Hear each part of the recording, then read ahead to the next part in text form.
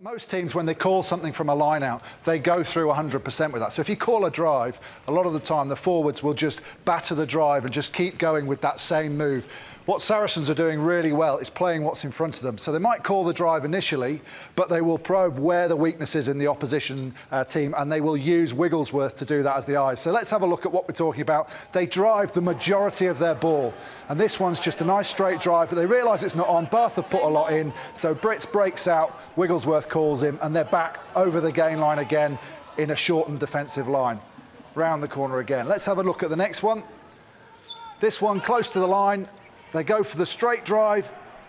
Okay, they have to work really hard to keep it up. It's Bath come in and cheat, so quickly they react. But by bringing in all those Bath defenders, there's space on the outside for them to attack. This one, a shift drive.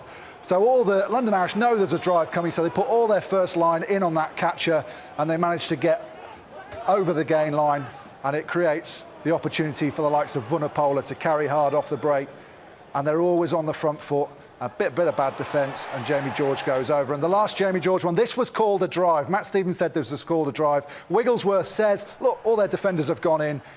Come out, Jamie George, goes to Wigglesworth, back inside, and they score a try. So we're going to have a quick look now at how they set that up. So the first one we're going to look at is that shift drive. So the ball's gone to this man here, okay? They start to come in. All these defenders come in, so they shift to the next man. They come round the corner and they're driving, and they go into the space. Next one they did was the straight drive. So again, they just set up.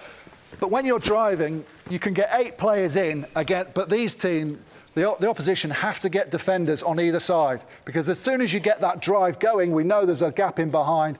These guys have to come in, and then Austin, you're the eyes of the forward. Yeah, absolutely. What the scrum half wants is he wants control. He doesn't want that drive coming down and them going forward really too quick and going to ground full and over themselves. The ball gets to the back, the ball is readily available, and then he's just got the eyes. But it's not just his eyes that counts, is it, Frankie? What are you looking for as a blindside winger? I've got 2 roles, really. First of all, I hold on the short side.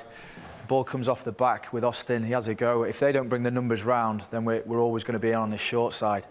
The other option is, if I'm stood here or the winger stood here, generally it's going to take more than one defender to defend me. So they'll bring defenders round to that short side, and then that opens up the other side. And again, the communication, we have a little peel off the back, and I'll probably trail you inside or outside, and you'll put me under the sticks. So what we're looking at actually is these 2 defenders either side here. If this guy's stepped in, then Frankie's called me round the right. I give the little bum tap, give me the ball, off we go. I break out, I just draw him, pull him out, look him in the eyes and pop it in for another try for the league's leading try scorer. Can you believe that? But the other option, like you said, is the blind side.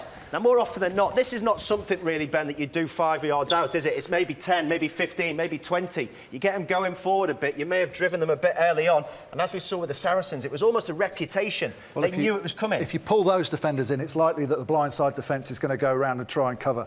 And as we see that, so same again, he goes round, we see him, we're just going to isolate that guy, come out, he comes to me late, gets there, and again, the ball is just distributed, and again, another easy run-in for Mark Cueto, who still claims to be the league's leading try scorer. So the impressive thing for me about Saracens is their balanced play from line-outs. They do different things every time, but more importantly, we hear the scrum halves enough during a training week, but it's the one time you should listen to your scrum half. He's your eyes, and he makes the call. And your brains as well.